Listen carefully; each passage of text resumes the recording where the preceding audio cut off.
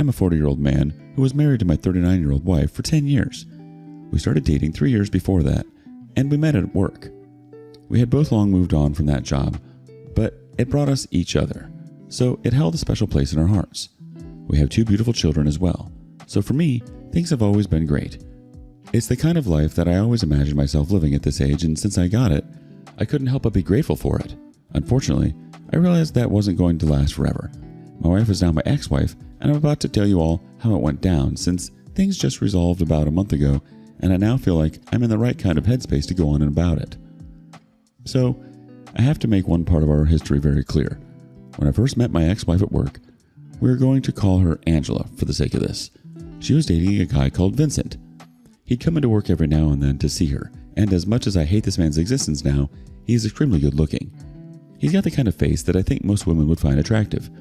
I didn't have strong feelings about him back then though. I just kind of accepted that he was indirectly linked to our workplace. However, he and Angela eventually broke up and she was an absolute mess. She couldn't come to work for a week after it happened, and even after she continued to come back in, she could just randomly burst into tears. To be honest, it got exhausting, but it wasn't like I didn't understand her predicament. I learned that she and Vincent had been dating for 3 years and they had met in college. He was supposedly the perfect kind of guy for her. She would tell almost anyone, even excluding his looks, because he was very artistic and would write songs for her and paint pictures for her. That kind of sappy stuff. It's romantic, I admit. I can't do all of that, though, and I was able to recognize that when I realized that I liked her. Because she was still fresh out of her situation with him, I intentionally stayed away because I didn't want to be a rebound of any kind. I wanted an actual relationship with her, and not a fling or a relationship that she'd end up realizing was a bad decision. I only asked her out almost a full year after her breakup. Fortunately for me, she said yes, and I knew that I was going to do everything to treat her right. As I said, it was about 3 years after we met that we finally got married, and it was as happy as I wanted that day to be. Angela just felt like the right woman for me. Vincent essentially never came up, though he was a topic a few times in the early days, mainly when she would be telling me about things he did that she really didn't like, basically exposing his weaknesses, not drooling over the things she missed about him. During the time that we've been married, I actually had the impression that she and Vincent have not spoken. There was only one time when she admitted herself that he had messaged her. I didn't even need to confront her or anything. She came out with it herself. This was about 3 years ago, and she told me he had said that he missed her. According to her, she never responded. Her coming clean about it without me even having a clue was enough reason for me to believe she actually hadn't responded. So this is where things start to go wrong for me. I've been married to this woman for as long as I have, and my impression was that she hasn't been in contact with her prized ex for several years. In fact, it seems like they hadn't been in contact ever since we became official. However, one day, I was doing some cleaning when she wasn't at home, and I realized that she had a little lockbox at the far back of her closet. It was behind a lot of shoes and clothes, so it made sense that I had never seen it before, but it instantly grabbed my attention. I couldn't open it though, since naturally it was locked, and I couldn't find a key for it anywhere. I shook it around a bit, and whatever was in it wasn't hard or heavy. My first thought was that there were documents of some kind, which would make sense. It could be where our children's birth certificates and similar things were, and being in there could likely protect them from a fire. Even after I finished cleaning though, I was still kind of suspicious, and I think my curiosity was so strong that I decided that I had to know what was in it, and I wasn't going to ask her directly. After all, the fact that I had no idea this lockbox existed didn't reduce my suspicion. So over the next week, I tried to think of where the key for the lockbox might be, and I would dig through her bag when she got back from work, come up with places I hadn't looked yet, and go through there, and just simply keep an eye out for anywhere that the key for it might have been. I did decide that if I was utterly unable to find the key after about 2 weeks, I would simply ask her what was up with the lockbox. That didn't seem like it would be an off question. We'd been married for too long for it to be. The good thing was that before the 2 weeks were over, I eventually found the key to the lockbox. Since it was such a tiny key, I felt dumb when I realized that it had been attached to her ring of keys the entire time. When I discovered that, I had to slip that one key off the rest of the bunch, and fortunately she didn't notice it was gone, so when she went to work the next day, I was able to open it. Honestly, if you had given me 50 guesses, I never would have been able to guess what I found inside. I found a large stack of neatly folded papers inside. They were all about the same size, folded to roughly the exact same dimensions, and as soon as I opened one, I knew that it was a letter. However, it was the actual contents of the letter and the person that it came from that drove me insane. They were love letters from Vincent, and if they were all love letters from him, there must have been well over 100 of them. The first one that I opened was dated 5 years ago, and I think that was what really set me off. In less than 15 minutes, I had skimmed through all of them and found that the earliest one was sent 7 years ago, and the most recent one was literally 3 weeks prior. The letters were the typical love letter content, him being all poetic about how he missed her while also talking about the things he was doing and how they would have been so much better with her around. It was a lot of that, and quite a few of the letters referenced your previous letter, which was all I needed to know, that she was also corresponding with him as much as he was corresponding with her. It's not like I needed to know that though, considering the fact that she was keeping his letters, all of them by the looks of things. And in that moment, I think some of her past behavior started to make sense. She almost always handled the mail first. She had made it seem like sorting through the mail wasn't a chore for her at all, but it seemed like this made it possible for her to keep receiving the letters from Vincent without me having a clue. It had clearly worked because over the course of our marriage, for 7 years, she had been able to keep talking to her ex, and I had no idea. From what I was able to get from the context of the letters I could bear to read in that immediate moment, he missed her, and she apparently made it very clear that she missed him too in the responses she sent, that I didn't have access to. There was a mention of the last time that they slept together, and I couldn't tell whether that was before or after we had gotten together. Again, seeing just one side of the conversation made things hard to understand.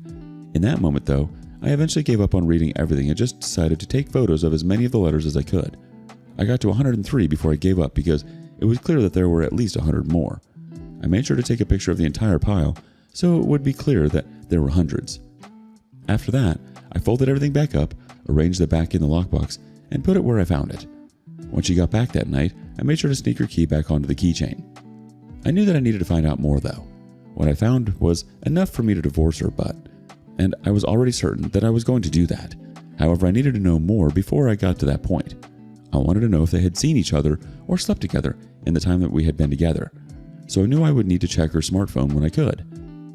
That happened the day after, and I was very anxious when doing it since the last thing I wanted was to be caught. I did know that if I was caught in the act, I had more than enough ammunition to completely take the blame off of my actions, but I wanted things to go the way that I had planned, and getting caught was certainly not in the plans. I had to search for a very long time through all of her messaging apps before I found out that her apparent app of choice for communicating with him was Telegram. I didn't even know that she had a Telegram account on her phone, but she had an Android device and she had hidden it from the app drawer, so it made sense that I didn't know. But it just took me going through the apps menu on her phone settings to see it. It also seemed like he was the only person she conversed with there. She clearly didn't want to get caught, so she had gotten an entirely new app for her infidelity. I recorded her phone's screen as I scrolled through, and it was when I went over it after the fact that I saw that she had in fact met up with him about 3 months earlier, and by the sound of things, yes, they had slept together. That was all I really needed to see. I saved the recording I had taken on my phone, and I put her phone back. However, now that I knew what I had needed to know, I left Telegram open before locking her phone. I wanted her to see it as soon as she unlocked her phone. I wanted her to have a strong suspicion that I saw it, but I didn't want her to be sure about it. When I woke up the next morning, she was acting funny, but I did my best job to act completely normal.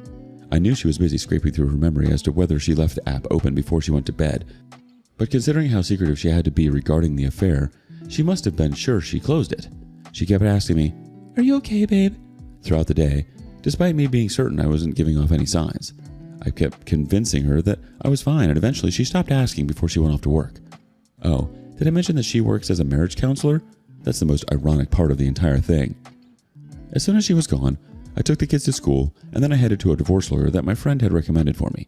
The guy seemed extremely professional, and he had gotten my friend through a very rough divorce and pretty good terms, so I had confidence with him. I made sure to tell him all the evidence that I had, which clearly made proving infidelity a walk in the park. He almost wanted to guarantee me that he'd get me off without needing to worry about alimony, the house, or the car. In the end, he said it wasn't a game of certainty, but he was calling on his experience to determine how things would go. He said getting full custody would be really hard because we might not be able to prove that her cheating makes her a deficient mother, but he was going to try his best on my behalf. I paid the retainer, and he said he'd get the papers ready and in my hands within the week. Well, the time finally came, and when I knew I was ready to serve her with the papers, she was at home with me while our kids had gone over for the day to their cousin's place. I intentionally set things up like that because I knew what I wanted to do. So when I handed her the papers and she read through them, it was a pretty dramatic scene. She looked at me in absolute shock with her mouth open, clearly because as far as she knew, there was no reason whatsoever for me to be asking for a divorce. Things had been fine as far as her perspective. She managed to say, "What's going on?" after about a full minute of trying to gauge if I was being serious or not. I told her that she knew she hadn't been faithful to me, but right away, almost too fast, she started to deny it. She said she had never messed around, even as much as kissed another man. That it has always been me and it will always be me. At one point, I just interjected and told her to shut up. I asked her to say to my face that she didn't cheat on me with Vincent. "Vincent? My ex? I haven't spoken to him in years." At that point, I just started laughing. I think that's when she realized that she messed up. She started trying to explain or recant what she had said before, but I couldn't hear her in that moment. I spoke over her and told her that I knew that they had seen and slept together relatively recently. She then went into defending herself by saying that it was a one-time thing and it was a big mistake and she was vulnerable and so on, which was funny. I honestly didn't know how many times it had happened, but at least this was her finally admitting to something with her back against the wall. I know about the love letters too. She went silent, and if anyone has ever looked like they saw a ghost, that was the look that I saw on her face right there. She looked petrified. It was as if she had assumed that aspect of her life was always going to remain private, the way she wanted, but that didn't happen. "You're too far gone in your lies, Angela. We can't salvage this, so don't make it hard." I remember how she sank to the floor and broke down sobbing at that point. I told her to find a place to stay for the night, and I left her there. Honestly, she looked so incredibly pathetic that I started to feel sorry for her, but I reminded myself of what she had done, and the resentment came right back. By the time I came back into the living room, she had left, and she had signed the divorce papers. I was just glad that she was making things easy. The hardest part was that I had to pick up my kids and give them some lies about why their mom wasn't at home. I knew the part where the kids would have to get involved and be told wasn't going to be fun for me at all. Anyway, let me fast forward to the actual divorce proceedings. Fortunately for me, that part went as well as I think it could have. My evidence was all properly set up and I had a lot of it. Fortunately, she didn't have anything against me since I've been a faithful, responsible, and kind father. She didn't want me to roll in the mud and make up lies because she knew she couldn't win. Thankfully, at the end of the entire process, I got to keep the house and my car, and I was freed from ever having to worry about alimony, which was a massive win for me. Regarding custody, a strong argument was made in favor of giving me majority custody over the children since my work allowed me to be at home a lot more than hers does, but the judge ended up making things 50-50 because her infidelity doesn't affect her ability to be a good mother. It annoyed me a lot, but I can't say that it is false. She's been a good mother, and it is part of the reason why I loved her more. However, I think I realized that I wasn't done because after the divorce, she was still trying to act all chummy with me, and that pissed me off. I decided to make one last move on her that was to humiliate her. If I had another chance, I probably wouldn't do this part again, but considering that I've already done it, I'm 100% fine with that. I went to her church group page, I Am an Atheist, where she's one of the woman leaders, as they call it, and I wrote that my wife had betrayed me for 7 years of my marriage with her ex. I wrote her name out too, to make it very clear who I was talking about. I also did the same thing on the Google reviews for her business, to make it clear that she was probably the last person that you wanted as a marriage counselor. That review is still up to this day. Needless to say, she absolutely hates me for that move, and as much as we might have benefited from having a cordial relationship for the sake of our kids, I just needed to get the satisfaction of hitting back at her in a way that wasn't me cheating back. I definitely say that the way I chose certainly satisfied me. It caused a huge scandal in her church, and she's no longer one of the female head honchos anymore.